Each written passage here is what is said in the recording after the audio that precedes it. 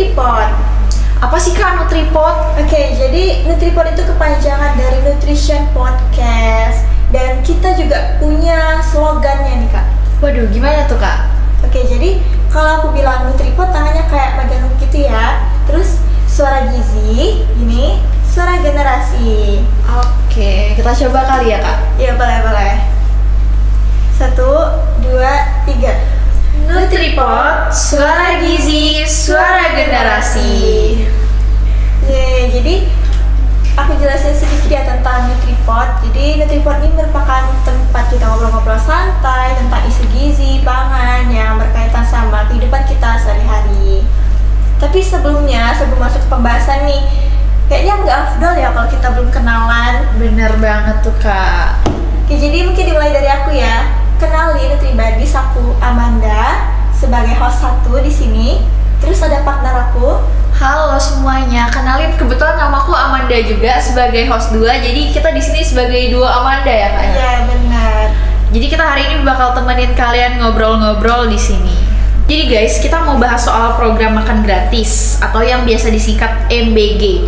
Ini tuh program dari pemerintah buat ngasih makanan bergizi ke anak-anak sekolah dan ini tuh gratis. Iya, dan tujuannya tuh mulia banget ya. Karena MBG ini dia bisa bantu cegah stunting katanya. Yang mana stunting ini kan seperti yang kita tahu masih jadi momok banget ya di Indonesia. Jadi masalah gizi. Terus bisa bantu anak-anak bisa belajar lebih fokus lagi dan tentunya bisa ngebantu orang tua ngeringanin biaya makan siang ya di rumah. Iya, tapi ya kayak gitu.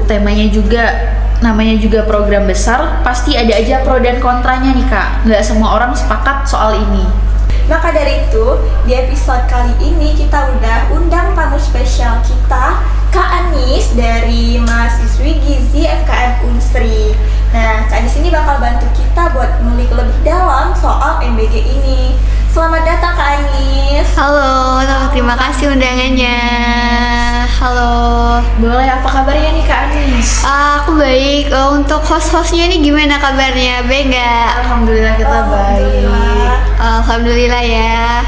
Kenalin, aku Manda di sini sebagai host 2. Dan kebetulan nama aku juga Amanda. Oh, 2 Manda. Kita di sini duo Manda. Duo Manda dan Kak Anis ya. Oke, langsung aja Kak Anis. Jadi aku mau tanya nih, gimana sih pendapat kakak tentang program MBG ini? Karena kan ini cukup baru ya programnya. Oke, program MBG ya, makan siang bergizi gratis. Ini emang lagi kontroversial banget ya, lagi dibahas di mana-mana. Dan sebenarnya ini programnya bagus banget. Secara konsep udah oke, tujuannya udah bagus banget buat mengatasi stunting. Di sini nunjukin kalau pemerintah memang udah aware nih terhadap stunting. Yang tadi Kak Manda bilang bahwa stunting ini memang momok yang dari dulu belum teratasi. Jadi di sini gimana sih program makan siang ini mampu untuk mengatasi stunting? Tetapi sekali lagi di sini ini program baru dan program besar mencakup seluruh lapisan masyarakat. Tentunya masih ada kurangnya nih, gimana implementasinya, penerapannya, dan keberlanjutan dari program ini perlu untuk dikaji ulang. Nah, benar tuh Kak. Nah, kalau dari Kak Anis sendiri, dari sisi manfaatnya sendiri apa nih yang udah kelihatan dari program ini? Oke, yang udah kelihatan ya, kalau dari program makan ini kita tahu ini merupakan suatu program yang memberikan akses pangan bergizi nih buat anak-anak, dimana anak-anak usia sekolah ini perlu dong energi ataupun kalori yang cukup buat mereka belajar, buat mereka semangat belajar, mereka beraktivitas di sekolah dan konsentrasi belajarnya. Itu emang udah bagus sasarannya pada anak sekolah. Lalu untuk selama di sekolah juga kan jajanan sembarangan itu kan masih menjadi permasalahan juga ya. Di sini program makan siang bergizi gratis ini bisa menjadi salah satu solusi nih supaya anak-anaknya enggak jajan sembarangan lagi. Selain itu, kembali lagi ke tujuan utamanya stunting. Sebenarnya bisa, tetapi bagaimana nantinya ketika pelaksanaannya pemerintah bisa mengkaji ulang di perencanaan bagaimana mereka melibatkan ahli gizinya langsung untuk mengatasi stunting itu. Kalau tadi udah ngulik tentang manfaat, tapi kan namanya program ini apalagi baru ya Kak Anis, pasti ada tantangannya. Nah, jadi apa sih yang jadi tantangan terbesar dari program MBG ini? Oh iya, tadi udah aku sebutin ya, ini kan untuk menyasar ke seluruh anak sekolah di Indonesia nih. Kita tahu Indonesia tuh luas banget kan, anak sekolahnya juga banyak. Tentunya kalau dalam pelaksanaannya kita perlu biaya yang besar, dan itu masih menjadi masalah kita di Indonesia saat sekarang ini, karena kan biaya yang besar. Lalu untuk program distribusinya, ketika kita mau distribusiin dari pusat ke desa-desa, apakah memang bisa secara optimal, apakah akan kualitasnya akan tetap sama. Lalu kalau memang ingin diberikan kepada masyarakatnya di desa-desa sendiri, apakah penggunaan dana ataupun keuangannya masih bisa diselamatkan? Tentunya kita nggak menutup kemungkinan adanya penyelewengan dana oleh oknum-oknum tertentu ya. Makanya masih banyak sekali PR yang harus dipelajari dari program makan siang gizi bergratis ini. Setuju sih Kak. Nah, kalau dari sisi edukasi gizinya nih Kak, menurut Kak Anis sendiri gimana? Perlukah program ini berjalan beriringan dengan edukasi gizi? Oke, untuk edukasi gizi itu sudah pasti harus ada selama kita menjalankan program terkait pangan ya. Karena seandainya nih kita di sekolah anak-anak udah dikasih makan, tapi mereka nggak ngerti pentingnya protein, mereka nggak tahu kenapa mereka harus makan sayur, kenapa mereka harus memenuhi gizi mereka, kenapa mereka harus memenuhi kalori mereka. Kalau mereka memang nggak tahu, mereka tentunya anak-anak yang picky eater, mereka yang pilih-pilih makanan nggak akan menghabiskan makanannya. Bayangkan aja kita udah menyediakan makan mereka, tapi mereka nggak makan, mereka nggak menghabiskan. Jadi tujuan sebenarnya dari program makan siang bergizi gratis ini tentunya nggak akan tercapai kalau memang anak-anaknya sendiri nggak menyentuh makanan itu gitu. Juga ya ngobrol-ngobrol bareng Kak Anis, dan tentunya biar makin lengkap nih, kita udah ngumpulin beberapa pendapat dari masyarakat.